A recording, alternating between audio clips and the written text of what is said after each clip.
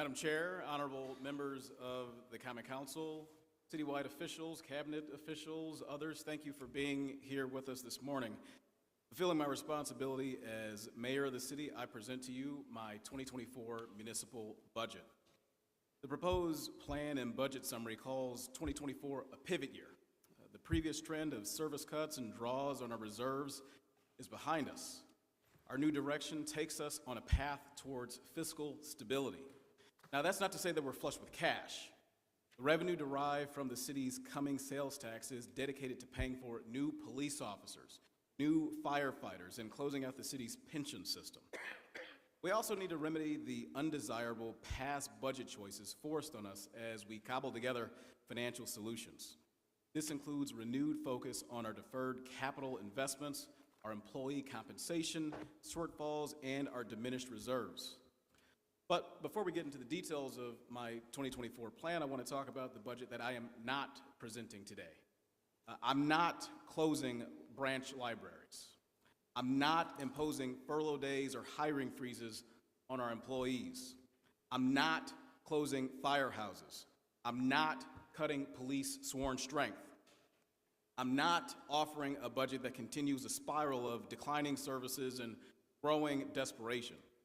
And that's, yes, because of the bipartisan work we completed in Madison, along with the fortitude and the foresight of members of this council, we have a reasonable path forward. So for the first time in decades, we'll have an increase in state shared revenue. And for the first time in more than a century, we have diversified our tax revenue sources so that we're no longer only relying on the property tax. I want to take a moment to speak directly to the employees of Milwaukee city government. Over the past 2 decades, as fiscal pressures mounted, you've shared the burden as wages lagged, as benefits changed, and unpaid days were imposed. We've delayed workplace remodeling and scrimped on office supplies. Employees, I value your service, I value your dedication, and I value your patience. So yes, we're in the midst of compensation reviews throughout our operation so that our pay rates are adjusted to match the market. Employees, our direction has changed. The demands placed on you will ease. And my budget includes a modest, across-the-board pay increase for general city employees.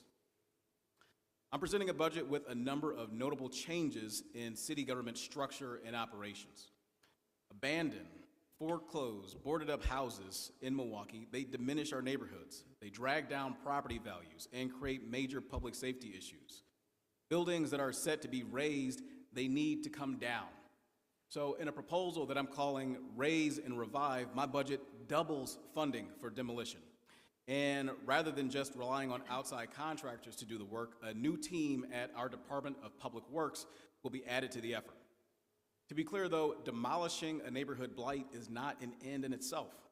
That's why I'm formalizing an interdepartmental team, Public Works, Neighborhood Services, City Development, to coordinate a comprehensive response. Because I want city government to prevent homes from deteriorating to the point of demolition, and if demolition is inevitable, to prioritize redevelopment that strengthens neighborhoods.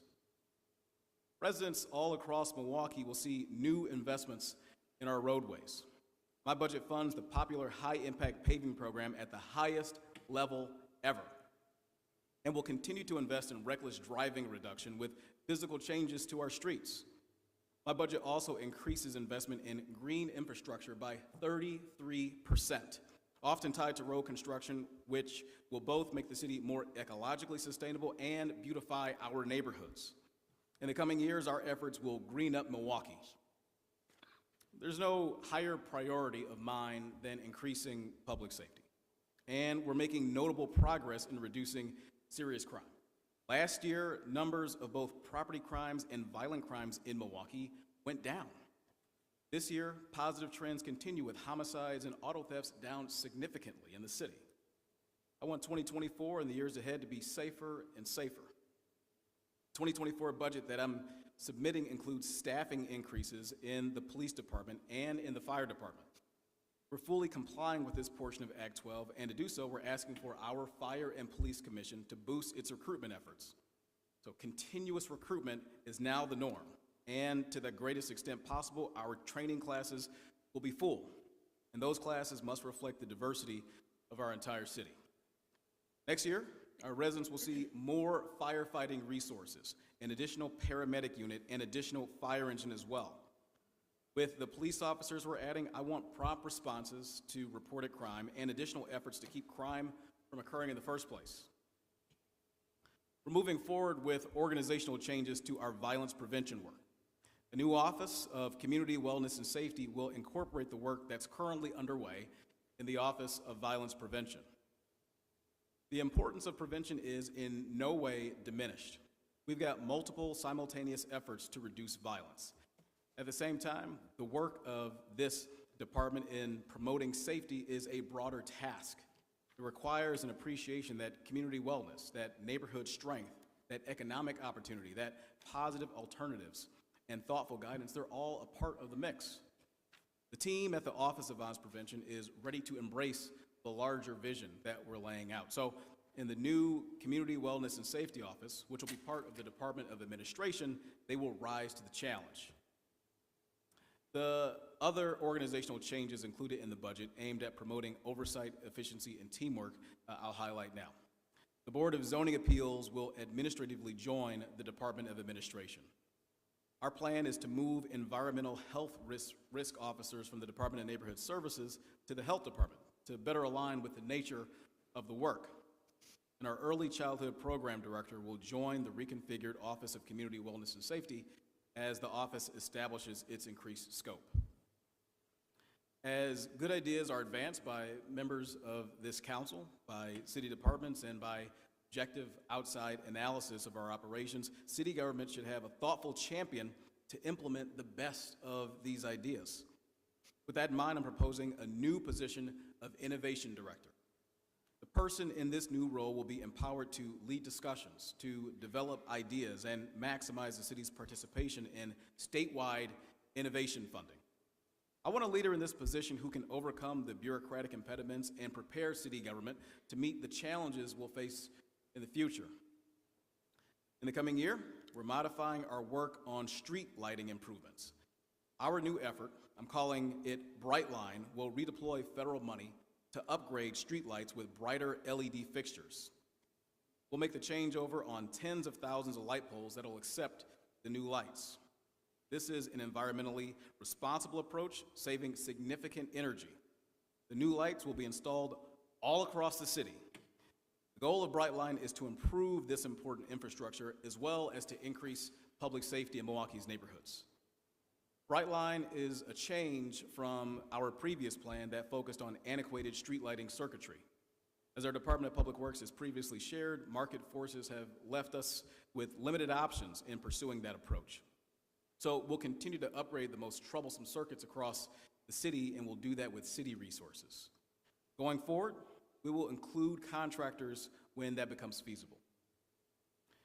Next year, as each one of us in this room knows, is an important political year, with both spring as well as fall elections that will determine office holders at every level of government. I've got confidence in our election commission and the departmental leaders who conduct elections. Their approach will work with diligence and with integrity. This budget assigns the resources they need to make sure that all the elections in 2024 take place smoothly. This budget invests in a number of programs that are proven and are necessary. For example, we're increasing the number of doulas in the health department's maternal child health program. The team there has supported mothers in the births of hundreds of children in Milwaukee, promoting healthy outcomes. We're also adding more than $1 million to the Office of Equity and Inclusion and the Office of African American Affairs. These offices undertake essential work that promotes fundamental fairness and opens opportunities, unlocking potential amongst residents that too often have been left behind. This budget devotes some American Rescue Plan Act funds to our operations. This is important in a number of ways. This money is key to putting our long-term fiscal house in order. It's part of our effort to free up resources so that we're back on track with our reserve funds, with employee compensation, and with capital investments. It's also important that we allocate and spend ARPA money in a timely manner so that we're complying with federal requirements around the use of those funds. I don't want to leave money on the table that we should be using to benefit our residents.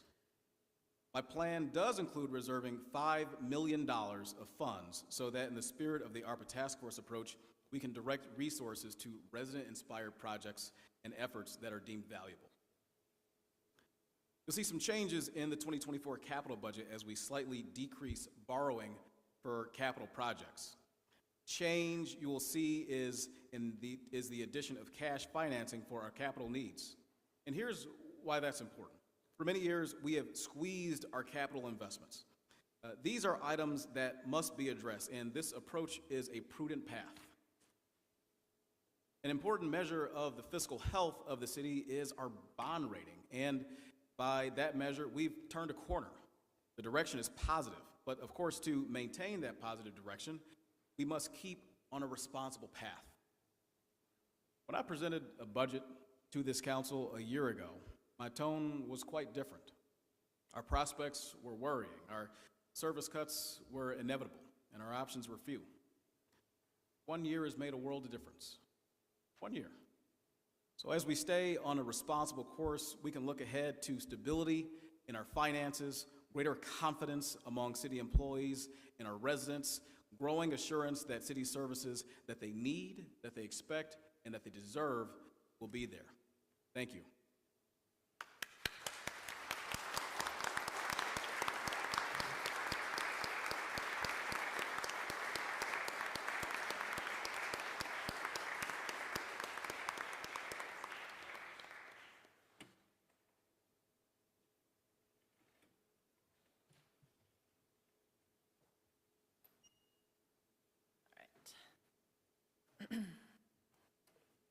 Thank you so much. Thank you, Mayor Johnson. We look forward to working with you over the next few months. Thank you. And now to a very pleasant item of business. The Common Council this morning is pleased to honor retiring United States Postal Service City Letter Carrier Mike Booth, also known affectionately as Mailman Mike. Mr. Booth has served with distinction as a United States Postal Service City Letter Carrier with the Dr. Martin